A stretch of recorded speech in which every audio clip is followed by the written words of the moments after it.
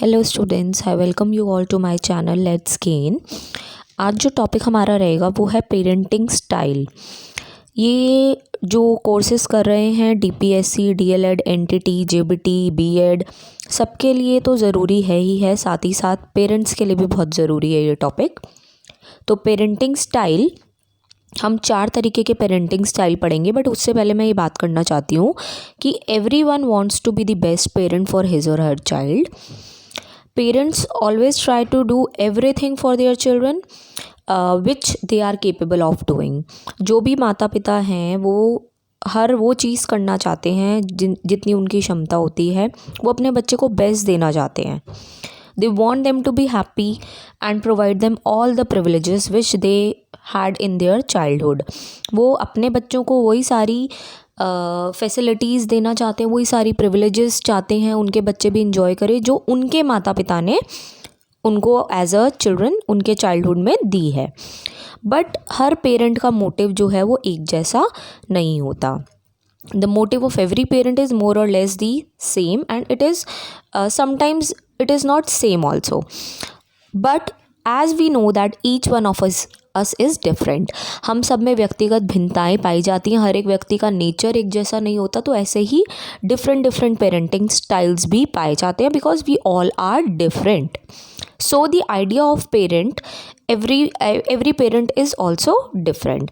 हम बच्चों को बेस्ट थिंग्स देना चाहते हैं, लेकिन हम कई बार भूल जाते हैं कि उसका प्रभाव क्या पड़ेगा हमारे बच्चों पे, और कई बार हम हर चीज़ के लिए मना भी कर देते हैं।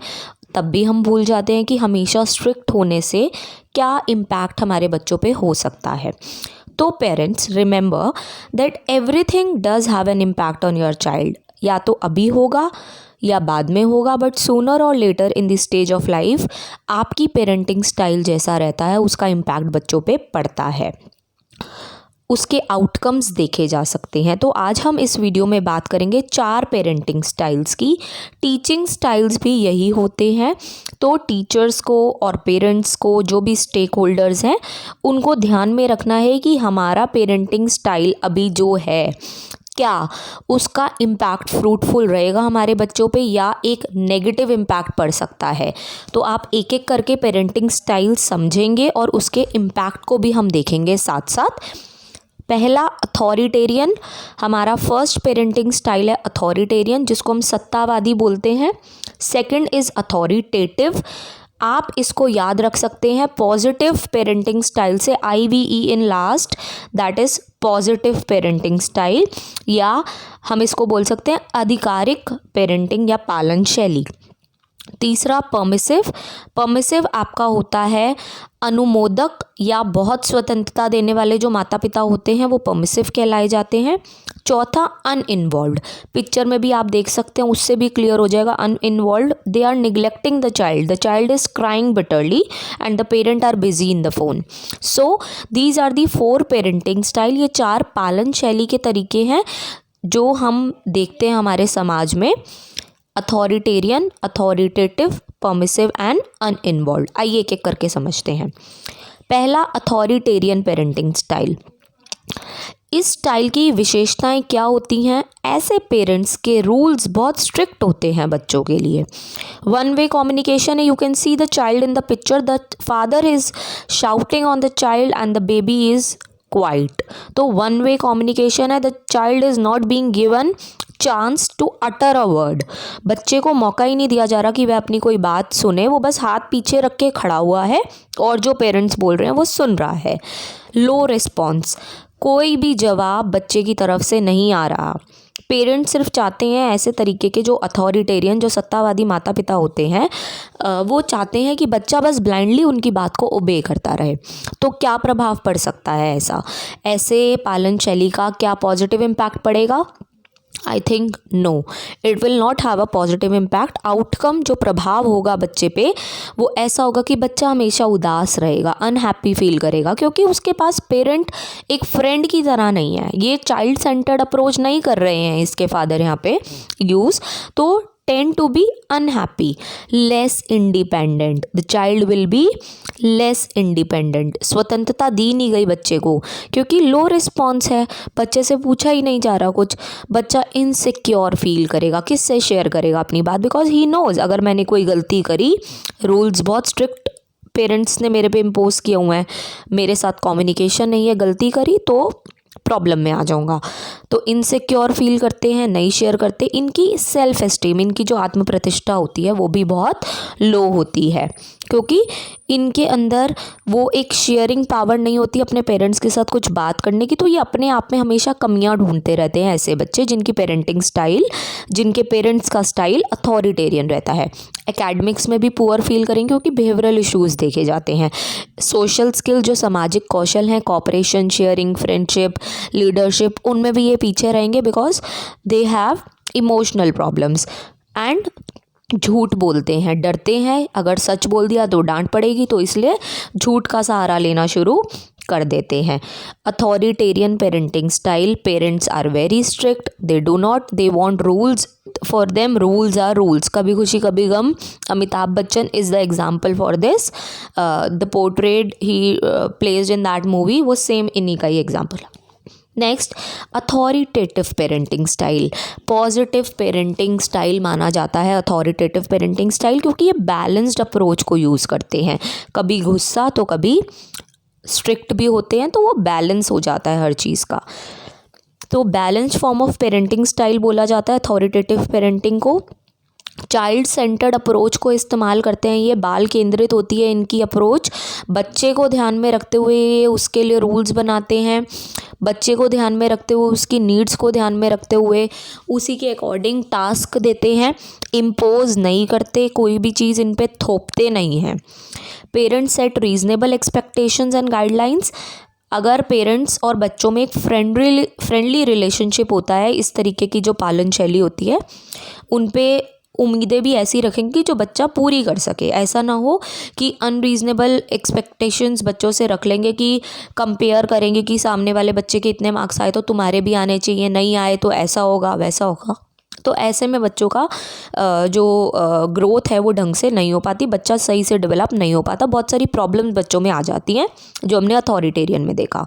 वार्म एंड नर्चरिंग, बहुत शांत व्यवहार के होते हैं ऐसे माता पिता, बहुत केयरिंग होते हैं, नर्चरिंग का यहाँ पे मतलब है एनकरेजिंग होते हैं, अपने बच्चे को टाइम टू टाइम मोटिवेट करते हैं, कंपेयर नहीं करते किसी से, और उनको भी पता है कि बच्चों में इंडिविजुअल डिफरेंसेस होते हैं, व्यक्तिगत भिन्नताएं सब में पाई जाती हैं, हर किसी का आईक्यू एक जैसा नहीं होता, each and every child is different, so these parents know that my child caliber is to accomplish this task in so much time, and they don't impose strict rules on them. They are nurturing, they are loving, caring, encouraging, and they are communicative.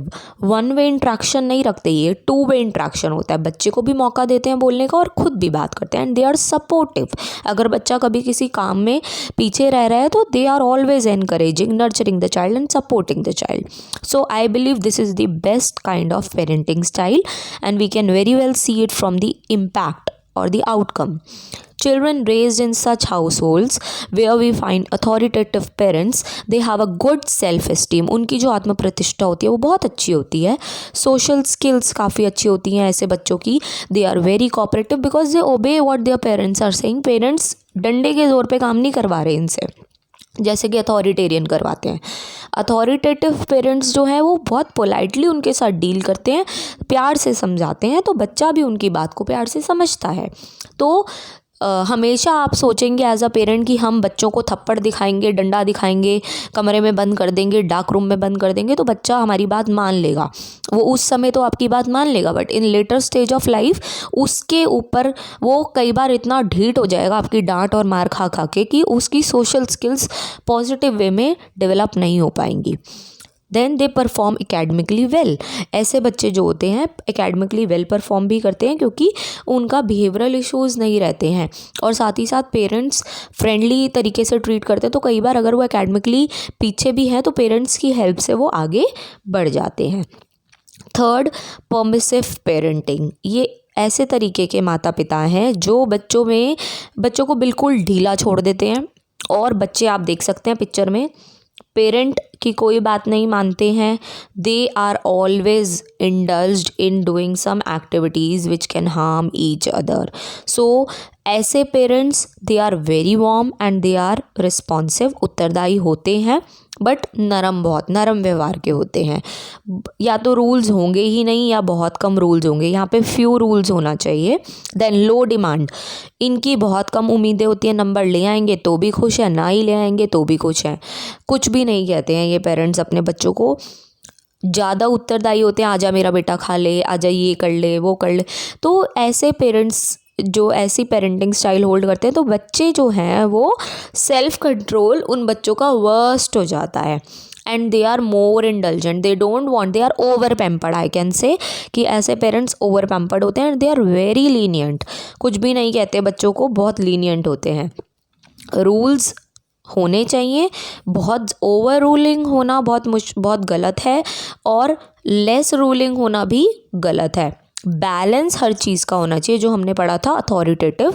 तो the parenting style that is the best. Then outcome, ऐसे बच्चों का क्या outcome होता है. Academically भी कठिनाइयाँ महसूस होती है, क्योंकि घर में जब पेरेंट्स की बात नहीं मानते हैं तो स्कूल में टीचर्स की भी नहीं मानेंगे. बहुत ज़्यादा इनडिसिप्लिन्ड होते हैं ऐसे बच्चे, रूल्स को फॉलो नहीं कर सकते because that is not taught to them in their house. तो they do not follow in the school also. Then self esteem का लेवल बहुत लो होता है ऐसे बच्चों का. सेल्फ कंट्रोल ही नहीं होता, ना सेल्फ एस्टीम इनकी अराउज होती है. दे ऑलवेज थिंक कि मैंने जो बात कह दी that is the best. Ego centric होते हैं, अपना पर्सपेक्टिव रखते हैं, सामने वाले का पर्सपेक्टिव समझते नहीं हैं, आत्मकेंद्रित रहते हैं. प्रॉब्लमैटिक रिलेशनशिप, किसी के साथ इनकी अच्छे रिलेशन, अच्छी सोशल स्किल्स नहीं डेवलप कर पाते हैं, because they are not being told that nobody has stopped them in their house for any wrong thing which they are doing. So the same thing they do in the society और in their school. Then unresponsive parenting style, I can say this parenting style is cold and unresponsive. ऐसे जो parents होते हैं वो बहुत निगलेक्टफुल होते हैं, वो अपने बच्चों को ध्यान ही नहीं देते हैं. इनके कोई रूल्स नहीं होते हैं, निगलेक्ट करते हैं. they are busy in their own world, either they are busy in their office or either they have some internal issues. Husband wife में कोई इश्यूज़ रहते हैं कि वो अपने बच्चों पे ध्यान नहीं दे पाते, या कभी मदर बहुत ज़्यादा बिज़ी है अपने ऑफिस वर्क में, या फादर बहुत ज़्यादा बिज़ी है अपने ऑफिस वर्क में. तो ये अलग ही तरीके के पेरेंट्स होते हैं, अनरिस्पॉन्सिव होते हैं ये पेरेंट्स. नेक्स्ट आउटकम, ऐसे बच्चों की भी लो सेल्फ एस्टीम होती है, हमेशा ये बच्चे उदास रहते हैं. दे हैव डेलिक्वेंट बिहेवियर, बहुत ज़्यादा डेलिक्वेंट बिहेवियर शो करते हैं, ऐसे एडिक्ट हो जाते हैं, because they also don't have any one with home they can share. तो एडिक्टेड हो जाते हैं कि मेरे तो पेरेंट्स बात ही नहीं सुनते हैं, मैं क्या करूं. तो वो एडिक्ट हो जाते हैं, कभी या तो ड्रग एब्यूज़ करेंगे या वो लेट नाइट पार्टीज़ करते हैं.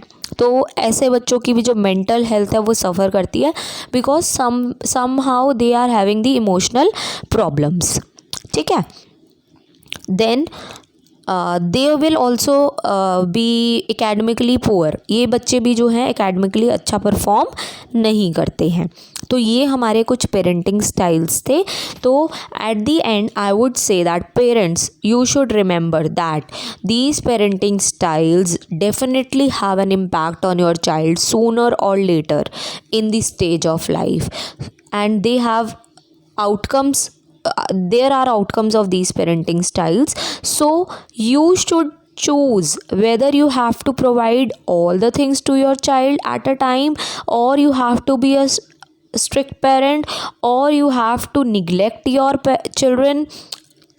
After seeing the outcome, you can decide that what kind of parenting style is best for you. Thank you. I hope you like the video. Just keep on subscribing, liking and sharing for more updates. Thank you.